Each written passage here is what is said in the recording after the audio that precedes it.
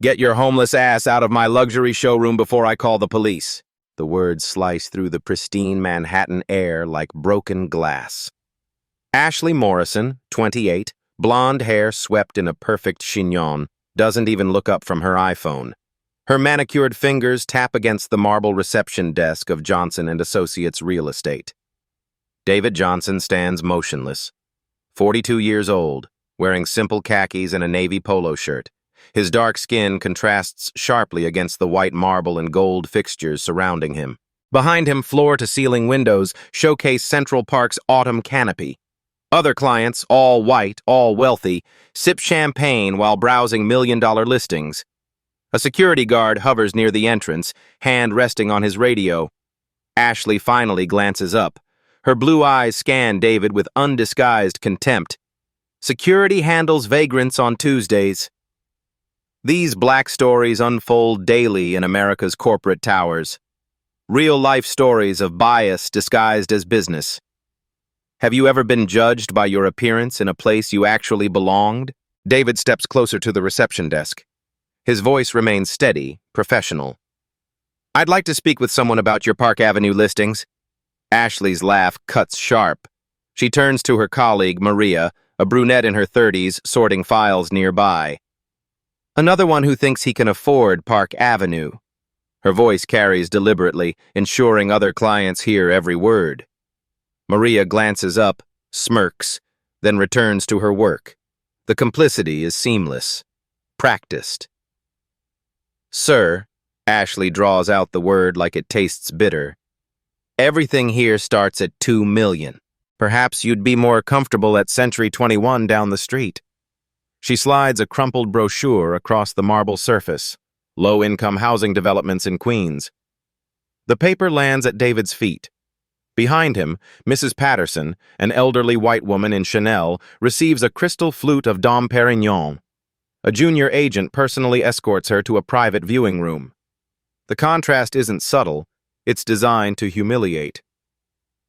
David bends slowly, retrieves the brochure. His movements are deliberate, controlled. As he straightens, his Hermes wallet becomes briefly visible. Black leather, gold clasp. Ashley misses it entirely, already typing on her phone. Could you spell your name for our security log? Ashley's fingers hover over her keyboard, but her eyes never meet his. David Johnson. David Johnson. She types slowly, deliberately mispronouncing each syllable. And your legitimate business purpose here today? The question hangs in the air like smoke. Other conversations quiet. Mrs. Patterson peers over her champagne glass. David's phone buzzes. The caller ID flashes briefly. Goldman Sachs, private banking. He declines the call without looking. I'm interested in commercial properties, multi-unit developments. Ashley snorts. Commercial. Sir, our commercial division handles properties starting at $50 million. She takes his photo with her phone. No permission asked, no explanation given. Within seconds, the image appears in the company Slack channel. Suspicious individual in showroom, claiming interest in commercial real estate. Security notified. Maria types back immediately. Same guy who was here last week? Ashley responds, different one. They all look the same though, LOL. In the corner, Sarah Chen, a 22-year-old intern, live streams her coffee run to her Instagram followers. Her phone captures everything. Ashley's eye rolls, the crumpled brochure, David's calm responses. Comments begin flooding in real time. At Justice Warrior Temper 23. This is disgusting. Where is this? At Mike Torres, NYC. I know this place. Johnson & Associates on 57th. At Black Excellence Daily. Document everything, sis. Sarah's viewer count climbs. 127, 245, 387. Ashley calls toward the back office. Tom, we need you out here. Tom Rodriguez emerges from behind frosted glass doors. 45, graying temples, expensive suit that screams middle management. His eyes immediately assess David. clothes, posture, perceived threat level. What seems to be the issue, Ashley? This gentleman claims he's interested in our commercial listings. Ashley's tone makes gentleman sound like an insult. Tom's expression hardens. He approaches David with measured steps, like a security guard approaching a shoplifter. Sir, I'm going to need to see some proper identification and appointment confirmation. David reaches into his jacket pocket. A first-class boarding pass, JFK to Dubai, dated yesterday, peeks out briefly. Tom notices but doesn't understand its significance. David hands over his driver's license. Clean record, Manhattan address on Central Park West. Tom studies it longer than necessary, comparing the photo to David's face multiple times. This address, Tom squints. You rent or I own? The whole apartment? The building. Ashley's laugh becomes shrill. Right, and I own the Empire State Building. Tom hands back the license with obvious reluctance. Mr. Johnson, this establishment caters to serious investors, people with documented assets, verified income streams. I understand. Do you? Because we've had issues recently with individuals wasting our agents' time that could be spent with legitimate clients. Mrs. Patterson shifts uncomfortably in her viewing room. Even she recognizes the coded language. David's phone buzzes again. This time, the caller ID reads, Board Meeting Reminder, Johnson & Associates Executive Conference Room. The notification is visible for 3 seconds before he dismisses it. Tom catches a glimpse but doesn't process what he's seen. His focus remains on intimidation tactics. Perhaps you'd be more comfortable at one of our satellite offices. They handle smaller transactions. I'd prefer to speak with someone in charge. Tom's chest puffs slightly. I am in charge of client relations, and I'm telling you that without proper financial documentation, bank statements, tax returns, proof of funds, we cannot waste executive time on unqualified prospects. Sarah's live stream now has 623 viewers. Comments scroll rapidly.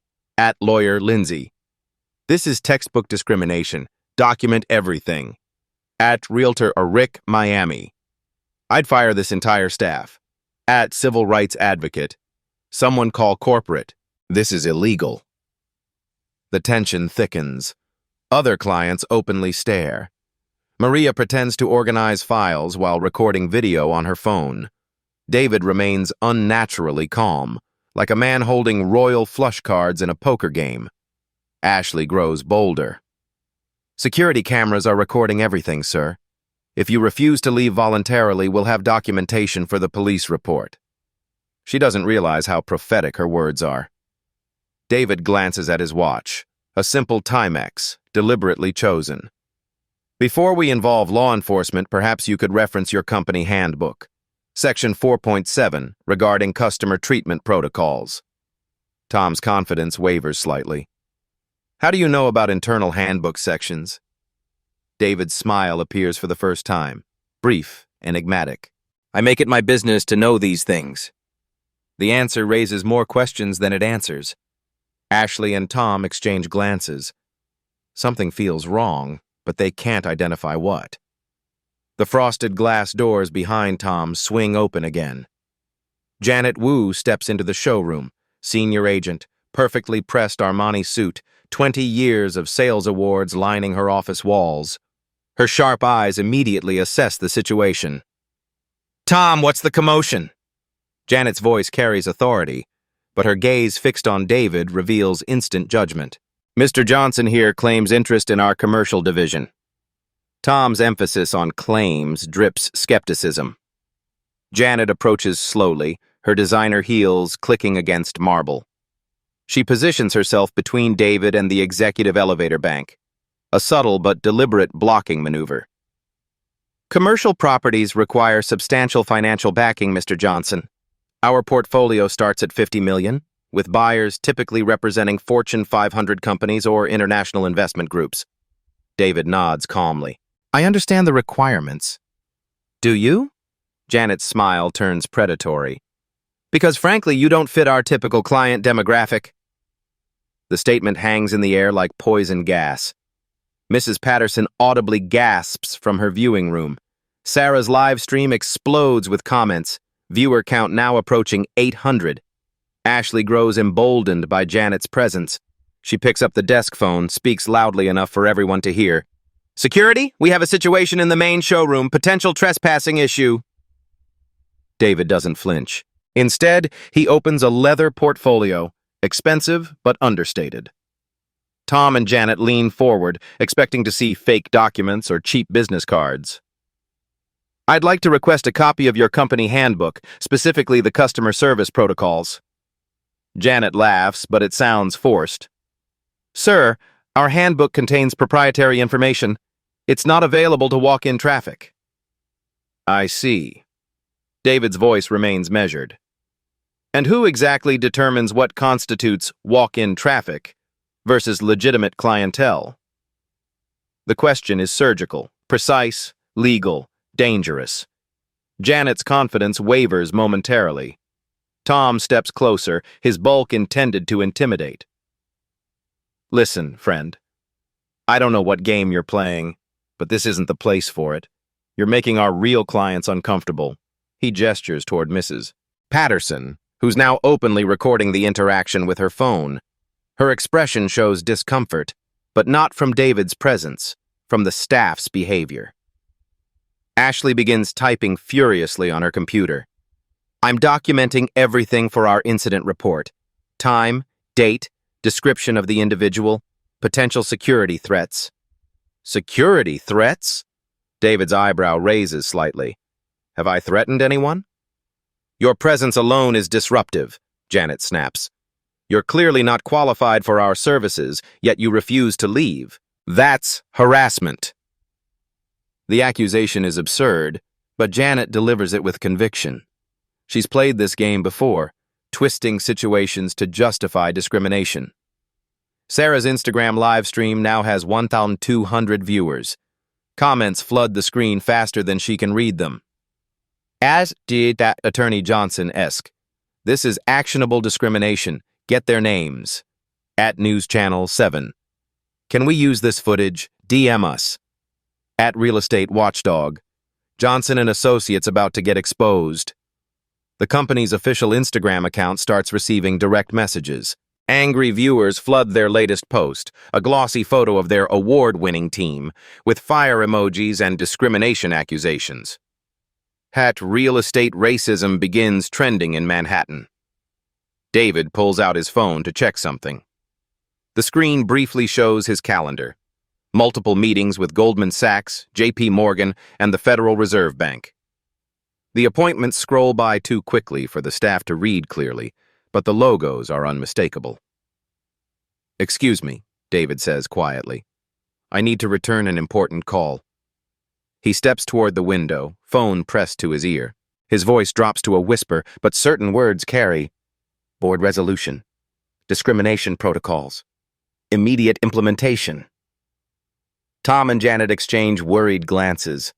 Something about David's demeanor, his unshakable calm, his specific knowledge of company policies, his expensive accessories contradicting his simple clothes, doesn't add up. Ashley pulls Tom aside, whispering urgently, "Something's weird about this guy. He knows too much about our internal procedures." "He's probably some activist with a hidden camera," Tom replies. "We need to get him out before this becomes a PR nightmare." Too late. Sarah's live stream has been shared across Twitter, TikTok, and Facebook. Screenshots circulate with captions like, "Real Estate Racism Caught Live," and "This is America, 2025. The building's security guard, Marcus Davis, approaches reluctantly. A black man in his 50s, he's clearly uncomfortable with the situation. His radio crackles. "Front desk to security, we need assistance with an uncooperative individual." Marcus looks between David and the staff, recognition flickering in his eyes. Not recognition of David personally, but recognition of the situation.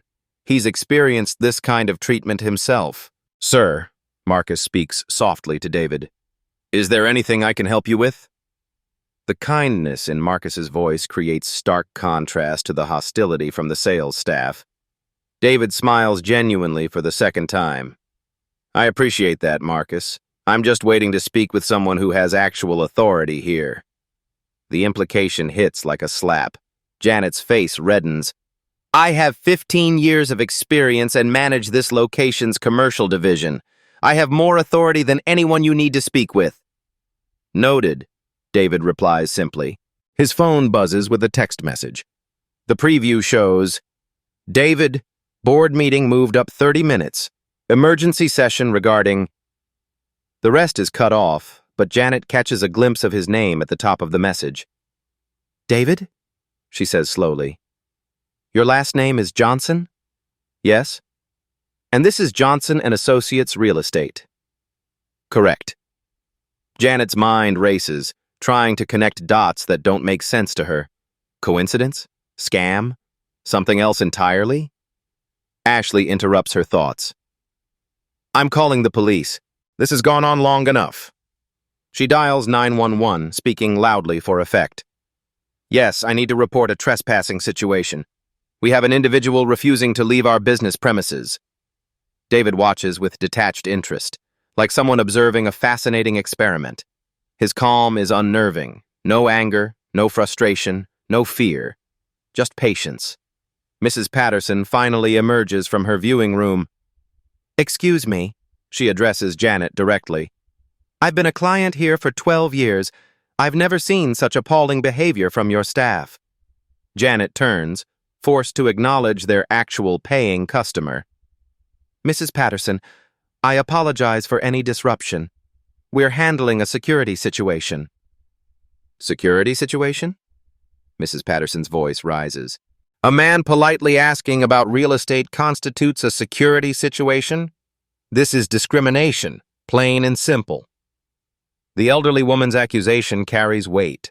She represents old money, established Manhattan society, exactly the demographic Johnson and Associates desperately wants to retain.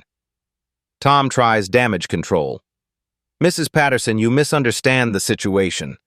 This individual hasn't provided proper financial documentation. Did you ask me for financial documentation when I walked in? She fires back. Did you photograph me for security purposes? The questions hang unanswered because everyone knows the truth. David's phone rings again. This time he answers, Yes, I'll be right up. The executive conference room. Thank you. He ends the call and turns to face the assembled staff. It seems my meeting has been moved up. I need to head upstairs now. Janet blocks his path to the elevator bank. Sir, those elevators require executive access cards. They only go to the corporate offices. David reaches into his jacket pocket. His fingers find a small plastic card, black with gold lettering and his photo clearly visible. He doesn't show it yet. Instead, he smiles. I'm sure we can work something out. David reaches into his portfolio with deliberate slowness. Every movement is measured, controlled. The showroom falls silent except for the distant hum of Manhattan traffic and the soft ping of notifications from Sarah's live stream. He withdraws a single sheet of paper, cream-colored letterhead, embossed logo, official corporate seal. Without a word, he places it gently on Ashley's marble desk. The document lands with the weight of a bomb. Ashley's eyes scan the header. Her face drains of color so rapidly that Tom notices before reading a single word. What is it? Tom demands, snatching the paper. The letterhead reads, Johnson and Associates, Internal Audit Division. Below that, Confidential Employee Performance Evaluation. And at the bottom, in bold black ink, David Johnson, Chief Executive Officer. Tom's hands begin trembling. The paper flutters like a leaf in wind. Janet moves closer, reading over his shoulder. Her expression shifts from confusion to horror to absolute terror in 3 seconds. This can't be real, Ashley whispers. Her voice cracks on the last word. David says nothing. He simply reaches into his jacket and produces his corporate credit card. Black American Express Centurion. The name embossed in gold. David Johnson, CEO, Johnson and Associates. The silence stretches like pulled wire, ready to snap. Mrs. Patterson gasps audibly. "Oh my goodness!" Sarah's live stream explodes. Comments flood the screen so fast they blur into digital waterfalls. At Breaking News NNYC, Holy SHT, he's the CEO. At Justice Served Daily, plot twist of the century. At Viral Videos Expert, this is going to break the internet. At Employment Lawyer Kate, these employees are so fired. Viewer count, 2,847 and climbing exponentially. Janet backs away slowly, like someone retreating from a wild animal. "Mr. Johnson, we didn't know. Nobody told us." "Told you what?" David's voice remains perfectly calm. "That you should treat every customer with basic human dignity?" Tom drops the document. It flutters to the floor, landing face up where everyone can see the corporate seal. "Sir, please, there's been a misunderstanding." "Has there?" David's eyebrow arches slightly. "Please, explain the misunderstanding." Tom's mouth opens and closes like a fish gasping for air. No words emerge. Ashley starts crying. Real tears, not the manipulative kind. Her mascara creates black tracks down her cheeks.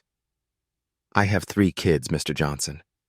Please, I didn't know who you were. I swear I didn't know." "And if I weren't the CEO? If I were just David Johnson, a regular customer looking to buy property? Would that justify your behavior?" The question hangs in the air like smoke from a gun barrel.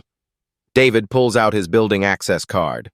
Black plastic, gold lettering, his photograph clearly visible alongside the words, "Executive Access, all floors." He holds it up briefly, then slides it into the elevator card reader. The light blinks green immediately. Elevator doors open with a soft chime that sounds like a death knell. Janet finds her voice, desperate now. "Sir, please let me explain. The company culture here, it's not what you think. We were just being cautious about unqualified prospects." "Unqualified?" David steps halfway into the elevator, holding the doors open. "Based on what criteria? My clothing, my race, my polite request to see property listings?" No one answers because everyone knows the truth. Marcus, the security guard, removes his cap and speaks quietly. "Mr. Johnson, sir, I want you to know I wasn't part of this. I've seen this kind of treatment before, and it's wrong." David nods respectfully to Marcus. "Thank you. I noticed your professionalism throughout this interaction." The distinction is clear. Marcus showed decency. Everyone else showed their true character. Sarah's phone starts buzzing incessantly. News outlets are sliding into her DMs, begging for footage rights. Local TV stations want live interviews. Her accidental live stream has become the most viral discrimination video of the year. Other employees begin emerging from back offices, drawn by the commotion. They see the document on the floor, David's access card, the elevator doors standing open. Word spreads in whispers. That's the CEO. The actual CEO. We're so screwed. Ashley frantically tries to delete her Slack messages, but screenshots have already been taken. The "they all look the same" comment is spreading across social media platforms like wildfire. Maria, who giggled at Ashley's initial discrimination, now stands frozen in terror. She participated in the humiliation. She enabled it. She's complicit. Tom makes one last desperate attempt. "Mr. Johnson, as manager of this location, I take full responsibility. These employees were following my lead. Please don't punish them for my mistakes." David studies Tom for a long moment. "Following your lead? So you instructed them to photograph customers without permission? To refuse service based on appearance? To mock people in company Slack channels?" Each question is a surgical strike. Tom deflates with every word. No, sir. I didn't explicitly instruct. But you created an environment where such behavior was acceptable, where discrimination was the unofficial policy." Tom can't argue because it's absolutely true. David's phone buzzes. He glances at the screen, a text from the company's head of HR. Emergency board meeting convened. Legal department standing by. How bad is this situation? Excuse me, David says to the assembled group. I need to take this call. He steps fully into the elevator but holds the doors open with his foot. His voice carries clearly as he speaks into the phone. Patricia? Yes, it's worse than we discussed.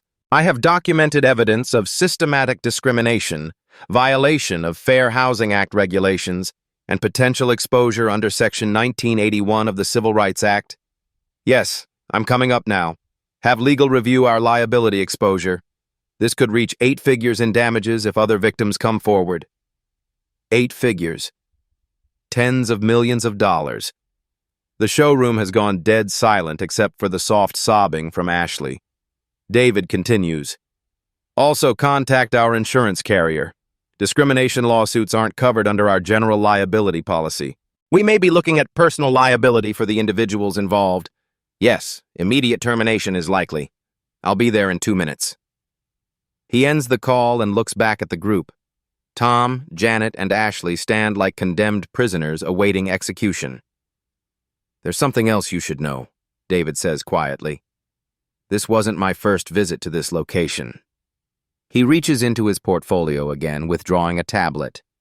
The screen shows a grid of video files, each labeled with dates and times spanning the past 6 months. September 15th. Mrs. Rodriguez denied service, told to try ethnic neighborhoods. October 3rd. Mr. Kim asked for proof of citizenship before viewing apartments. November 18th. Ms. Washington charged higher application fees than white applicants. Each revelation hits like a physical blow. This wasn't isolated behavior. It was a pattern. A system. Janet's face goes gray. You've been recording us? The showroom has security cameras, as Ashley mentioned earlier. What you didn't realize is that I've been reviewing footage regularly, documenting incidents, building a comprehensive case. The tablet shows dozens of discrimination incidents. Different employees, different victims, same pattern of bias. Today was my final test. I wanted to experience firsthand what minority customers face in my own company. You exceeded my worst expectations. Mrs. Patterson speaks up from the viewing room. I've witnessed discrimination here before. I should have said something sooner. I'm ashamed I stayed silent. Her admission adds another layer to the case. Witness testimony from established clients. Sarah's live stream has now reached 4,200 viewers. Major news outlets are calling her directly. This story will lead tonight's broadcasts. David steps back into the elevator completely. The board meeting starts in 10 minutes. HR will be down shortly to collect your company property. ID badges, access cards, phones, laptops. Security will escort you from the building. Mr. Johnson, Ashley pleads one final time. Please, I have children. I need this job. I'll do anything. Sensitivity training, community service, whatever it takes. David pauses, his hand on the elevator button. For a moment, something that might be compassion flickers across his face. Ashley, your children deserve a mother who treats all people with dignity.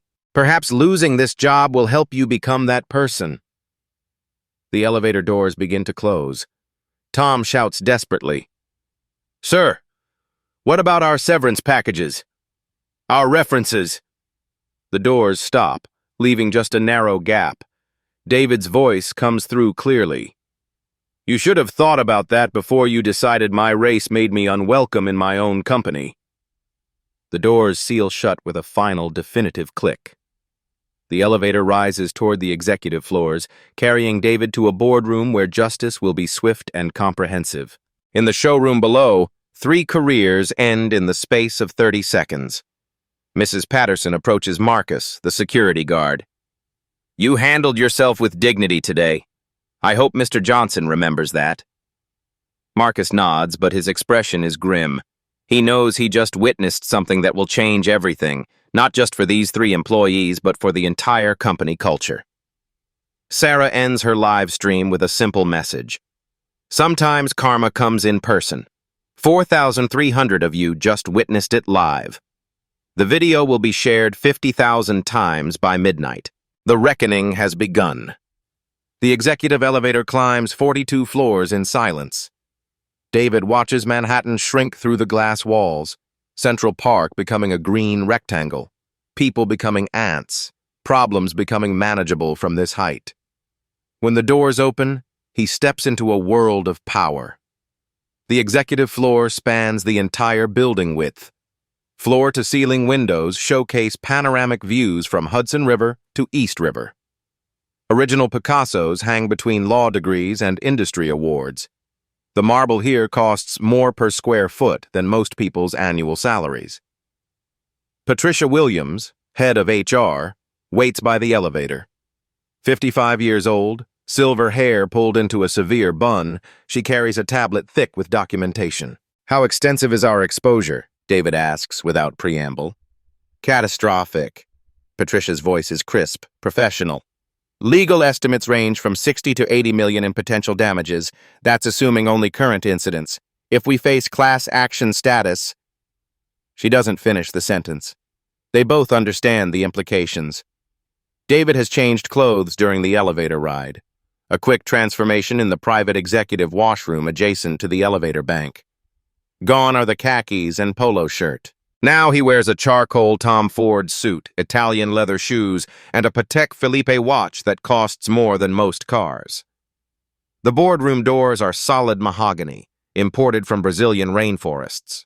Inside, 12 executives sit around a conference table that could house a small aircraft. Each place setting includes tablets displaying real-time financial data. Annual revenue, $847 million. Number of locations, 127 nationwide. Current stock price, $94.73, down 3% since livestream began. Legal reserve fund, $12 million, insufficient for projected damages. Sarah Chen, CFO, looks up as David enters. No relation to the intern Sarah. This Sarah commands boardrooms, not coffee runs. The footage has been viewed 127,000 times in the past hour. Our PR department is fielding calls from CNN, NBC, and the New York Times. Robert Martinez, legal counsel, opens a thick folder. Federal Fair Housing Act violations carry penalties of $16,000 per incident. We've documented 23 separate incidents over 6 months. That's $368,000 in federal fines alone. State penalties? David asks, taking his seat at the head of the table. New York State human rights law adds another $300,000. But the civil liability is where we face real exposure. Each victim can sue for compensatory damages, punitive damages, and attorney fees. The numbers stack like storm clouds. David listens to each report with surgical focus. Dr. Maya Patel, Diversity and Inclusion Director, provides the human cost. 11 families were denied housing opportunities. 7 qualified buyers walked away from legitimate purchases. We've systematically excluded an entire demographic from home ownership, the fundamental basis of American wealth building. The boardroom falls silent. These aren't just statistics. They're shattered dreams, stolen opportunities, perpetuated inequality. "Bring them up," David says quietly. Patricia speaks into her phone. "Security, please escort the 3 individuals to conference room A." Through the glass walls, David watches Tom, Janet, and Ashley emerge from the elevator. Their confident showroom personas have evaporated. Tom's expensive suit looks rumpled. Janet clutches her purse like a shield. Ashley's mascara has created permanent stains on her cheeks. Security guard Marcus accompanies them, not as suspect, but as witness. His presence provides stark contrast to their guilt. The 3 employees enter the boardroom like condemned prisoners. The executive table, the panoramic views, the obvious wealth and power, everything emphasizes their complete powerlessness. David stands behind his chair but doesn't sit. The power dynamic is deliberate. Tom Rodriguez, 23 years with this company, 6 discrimination complaints filed against you personally. David reads from Patricia's tablet. Employee reviews consistently mention your old-school approach to client relations. Tom swallows hard. Sir, I can explain. No explanations, just consequences. David's voice carries absolute authority. Janet Wu, 15 years, senior agent with access to our most exclusive listings. You personally denied service to 7 qualified minority families. Janet's legs weaken. She grabs a chair for support. Ashley Morrison, 3 years. Your Slack messages alone constitute hostile work environment violations. They all look the same, your exact words. Ashley collapses into sobbing. The sound echoes off the mahogany walls. David activates the wall-mounted screens. Security footage begins playing. Not just today's incident, but months of documented discrimination. The evidence is overwhelming, undeniable. September 15th, David narrates as video plays. Mrs. Rodriguez, a physician seeking to purchase her first home. You, Tom, told her to try neighborhoods more suited to her background. She earns $300,000 annually. Tom watches himself on screen, seeing his bias displayed in high definition. October 3rd. Mr. Kim, a tech entrepreneur looking for commercial space. Janet, you demanded citizenship papers despite his valid driver's license and American passport. Each video clip is a knife twist of accountability. Robert Martinez opens his legal folder. New York State Executive Law Section 296 prohibits discrimination in real estate transactions. Violations can result in civil penalties up to $50,000 per incident, plus actual damages. The calculator in David's mind works rapidly. $50,000 times 23 incidents equals $1.15 million in state penalties alone. Federal law is even harsher, Robert continues. Section 1981 of the Civil Rights Act allows unlimited punitive damages for intentional discrimination. Recent awards have reached 8 figures for systematic patterns like ours. 8 figures. $10 million or more. David pulls up financial projections on the main screen. Our company employs 2,847 people across 127 locations. Those jobs depend on our reputation, our legal standing, and our ability to operate without federal oversight. The implication is clear. 3 employees' discrimination could destroy nearly 3,000 careers. Tom, Janet, Ashley, you have a choice. Option 1, immediate termination with cause. No severance, no references, and I release all footage publicly. Civil suits will follow, along with criminal charges for civil rights violations.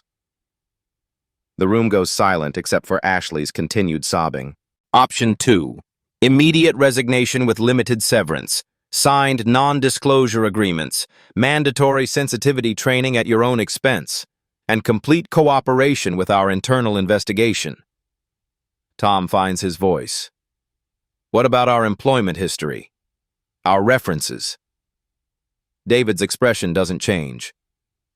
Your employment history will reflect termination for cause related to discriminatory practices. Future employers can interpret that however they choose. The professional death sentence is complete. No major real estate company will hire them. Janet makes one final plea. Mr. Johnson, I have 15 years invested in this company. My retirement, my benefits. You should have considered that before deciding my race made me unwelcome in my own building. The words land like hammers on anvils. Dr. Patel speaks up. The company will implement comprehensive reform. Every employee undergoes unconscious bias training within 60 days. We're installing AI-powered monitoring systems to detect discriminatory language in real time. Patricia adds, new hiring requirements mandate 40% minority representation at all locations within 12 months. Customer service metrics will weight inclusion scores at 50% of performance evaluations. The systemic changes represent millions in investment, but the alternative, federal oversight and class action lawsuits, would cost far more. David addresses Marcus directly. Marcus, Your professionalism today was exemplary. HR will contact you about advancement opportunities within our security division. Marcus nods gratefully. Thank you, sir. I've seen too many good people treated badly. Today felt different. The distinction is crucial. Dignity and respect are rewarded. Discrimination is punished. Robert Martinez produces termination documents. Standard severance packages are forfeited due to cause terminations. However, Mr. Johnson is offering minimal compensation in exchange for NDA compliance. Ashley looks up through her tears. How much? 2 weeks' pay. Take it or face civil litigation that will bankrupt your family. The choice isn't really a choice. Tom signs first, his hand shaking as he writes his name. Janet follows, her 15-year career ending with a signature. Ashley can barely hold the pen steady. Patricia collects their ID badges, access cards, and company phones. Security will escort them to retrieve personal belongings under supervision. As they prepare to leave, David speaks one final time. You'll find that discrimination is expensive, not just for companies, for individuals. Future employers will Google your names. This story will follow you. The three file out, their careers and reputations destroyed in under 2 hours. Sarah Chen pulls up the company's stock price, down 7% and falling. Markets hate discrimination scandals. We need immediate public response. David nods. Schedule a press conference. Full transparency about today's events, our reform initiatives, and our commitment to inclusive practices. The crisis management begins immediately, but the real work, changing company culture, will take years. Through the windows, Manhattan stretches endlessly. Somewhere in those buildings, other companies face similar reckonings. Today's live stream will inspire investigations, audits, and uncomfortable conversations. Change has begun. 3 hours later, the Johnson & Associates website undergoes dramatic transformation. Ashley Morrison's Employee of the Month photo disappears, replaced by a new message. Committed to equal housing opportunity for all. Tom Rodriguez's Manager of the Year plaque vanishes from the showroom wall. In its place, a digital display shows real-time diversity metrics. Today's customer service, 47 families assisted, 100% satisfaction rating, 0 discrimination complaints. Janet Wu's corner office stands empty, her nameplate already removed. Maintenance staff wheel out boxes of personal belongings while prospective agents wait in the lobby, drawn by emergency job postings for positions emphasizing inclusive customer service experience. David stands before the bathroom mirror in his private executive washroom, straightening his tie before the press conference. Outside, news vans line 57th Street, CNN, NBC, Fox Business. Every major outlet wants this story. Patricia enters with final updates. Social media response is unprecedented. Sarah's original live stream has 2.8 million views. # real estate reform is trending nationally. The numbers tell a story of viral accountability. This single incident has sparked nationwide conversations about discrimination in real estate, banking, and retail industries. Dr. Maya Patel provides implementation details. We've partnered with the NBOACP Legal Defense Fund to create comprehensive bias training. Every employee completes 40 hours within 60 days or faces immediate termination. The training isn't voluntary, it's survival. Technology integration is already underway, adds Chief Technology Officer James Liu. AI monitoring systems analyze all customer interactions for discriminatory language patterns. Alerts trigger immediate supervisor review. The system will catch what human oversight missed: coded language, subtle biases, institutional discrimination disguised as business practices. Robert Martinez reviews legal settlements. 11 families affected by documented discrimination.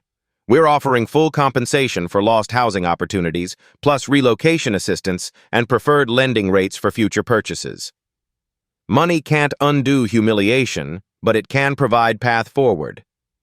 David reviews the financial commitment. $5 million for bias training programs across all locations. $2 million for technology infrastructure. $1 million victim compensation fund, $500,000 for external diversity audits. Total investment, $8.5 million. The cost of doing what should have been done from the beginning. Sarah Chen provides market analysis. Initial stock drop recovered to only 2% below opening. Investors view our proactive response positively. Long-term projections show diversity initiatives actually increase profitability. Companies with inclusive practices outperform homogeneous ones by 35% in profitability, 70% in innovation. Discrimination isn't just morally wrong, it's economically stupid. The press conference begins at 3 p.m. sharp. David approaches the podium in the building's marble lobby. Cameras flash like lightning storms. Reporters lean forward, smartphones recording every word. Today, Johnson & Associates failed to meet our own stated values of equal treatment and dignity for all customers. I take full responsibility for creating an environment where discrimination could flourish unchecked. No deflection, no excuses, full accountability. Effective immediately, we are implementing the most comprehensive diversity and inclusion program in the real estate industry. Not because it's legally required, but because it's fundamentally right. He outlines specific changes: anonymous reporting systems, quarterly diversity audits, community advisory boards with civil rights leaders, partnership with HUD to monitor fair housing compliance. We're also establishing a $10 million fund for first-time minority home buyers, down payment assistance, reduced interest rates, and dedicated counseling services. The announcement exceeds expectations. This isn't damage control, it's transformation. Reporter questions fly. Mr. Johnson, why did you choose undercover investigation instead of traditional auditing? Because discrimination happens in moments when people think nobody important is watching. I needed to experience what our minority customers face daily. Will other executives in your company undergo similar testing? All senior management will participate in mystery shopping programs. We're also hiring external firms to conduct random bias assessments. The transparency is unprecedented in corporate crisis management. Marcus Davis, the security guard, watches from the lobby's edge. Tomorrow, he begins training for promotion to Security Division Supervisor. His dignity during the crisis earned recognition and advancement. Mrs. Patterson stands nearby, having volunteered as character witness. Her testimony about witnessed discrimination provides crucial credibility. Change begins with individual choices, David continues. Today, 3 employees chose discrimination. Going forward, every Johnson & Associates employee chooses inclusion or finds employment elsewhere. The message resonates beyond real estate. Companies across industries announce similar investigations, worried about their own hidden biases. By 6 p.m., 12 other major real estate firms have contacted Johnson & Associates requesting copies of their new bias training protocols. By 8 p.m., 3 universities have invited David to speak about corporate responsibility and systemic change. By 10 p.m., the original viral video has been shared over 100,000 times, but now it's accompanied by follow-up videos showing the company's response. Accountability leads to action. Action creates change. Sarah Chen, the intern whose live stream started everything, receives scholarship offers from 7 journalism schools. Her accidental documentation of discrimination becomes her ticket to a career in investigative reporting. The story spreads globally. London, Tokyo, Sao Paulo, international markets notice American companies taking discrimination seriously. Real change requires more than press conferences. It demands sustained commitment, constant vigilance, and cultural transformation that reaches every employee, every interaction, every decision. David knows the hardest work lies ahead. But today, 3 careers ended in disgrace, while thousands of others learned that discrimination has consequences. Justice served as education for all. 6 months later, David stands in the same marble showroom where it all began. The space looks identical. Same gold fixtures, same Central Park views, same expensive artwork. But everything has changed. Behind the reception desk sits Keisha Williams, a young black woman with an MBA from Wharton. She greets every customer with genuine warmth, regardless of their appearance or accent. The Employee of the Month plaque now rotates among staff who demonstrate exceptional inclusive service. Where Tom Rodriguez once stood, Marcus Davis conducts security rounds in his new role as Safety and Inclusion Coordinator. His promotion from guard to supervisor sent a clear message. Dignity and professionalism are rewarded. The digital displays David installed show real-time metrics. 365 days without discrimination complaints, 89% customer satisfaction, 43% minority staff representation. Sarah Chen, the intern-turned-journalism student, returns for a follow-up interview. Her original live stream spawned a documentary series called Hidden Bias that examines discrimination across industries. "Mr. Johnson," she asks, "what did you learn from going undercover in your own company?" David considers the question carefully. "I learned that power means nothing if you don't use it to protect the powerless. True leadership isn't about commanding respect, it's about ensuring everyone receives respect." The company's transformation metrics tell the story. 0 discrimination lawsuits filed since the incident. Employee diversity increased 300% across all locations. Customer satisfaction scores rose from 2.1 to 4.8 stars industry-wide. Annual revenue increased 12% due to expanded customer base. Good business and moral business are the same business. Mrs. Patterson, now 78, brings her granddaughter apartment hunting. She specifically requested the 57th Street location. "I want her to see how change happens when good people take action." The viral video's impact extends far beyond real estate. Touching stories like David's prove that real-life stories of discrimination can spark systemic change. These black stories matter because they show quiet dignity defeating loud prejudice. Other companies implemented similar undercover programs. Universities study the case in business ethics courses. The Johnson method, using authentic investigation to identify bias, becomes standard practice across industries. Ashley Morrison found work at a nonprofit housing organization, helping low-income families find affordable homes. Her termination became transformation. She now advocates for the communities she once excluded. Tom Rodriguez moved to Wyoming, working for a small agency specializing in ranch properties. His career never recovered, but he reportedly treats all customers equally now. Consequences teach what words cannot. Janet Wu left real estate entirely, becoming a diversity consultant for corporations seeking to avoid their own viral discrimination moments. Her expertise comes from lived experience with failure. David reflects in his executive office as Manhattan lights twinkle below. True power isn't about revenge. It's about creating lasting change that protects the next person who walks through that door. Life stories like this remind us that touching stories of discrimination still happen daily. But when people have power to create change, they have responsibility to use it. Black stories like David's prove that strategic thinking and quiet strength can defeat even entrenched bias. Have you witnessed discrimination in your workplace? Share your story in the comments below. If this video opened your eyes to hidden bias, subscribe and share it with someone who needs to see that change is possible. Together, we can create spaces where everyone is judged by character and qualifications, not appearance. Comment your experiences. Share this story. Subscribe for more real-life stories of justice served through intelligence, not anger. Because the most powerful revolution happens one respectful interaction at a time.